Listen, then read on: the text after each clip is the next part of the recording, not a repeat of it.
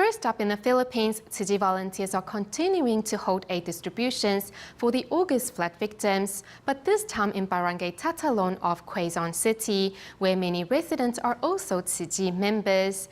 The relief items helped a total of 509 families.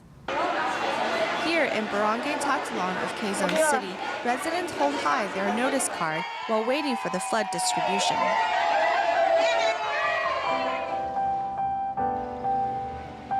Philippine Tzu Chi volunteers continue to distribute supplies to flood victims.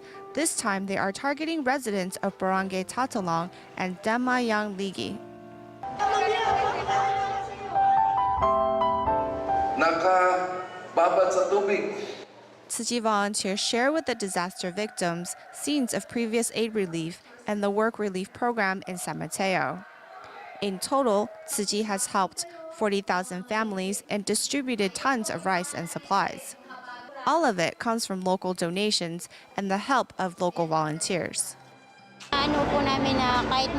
We know that in giving to others, we're cultivating good karma and blessings will surround us.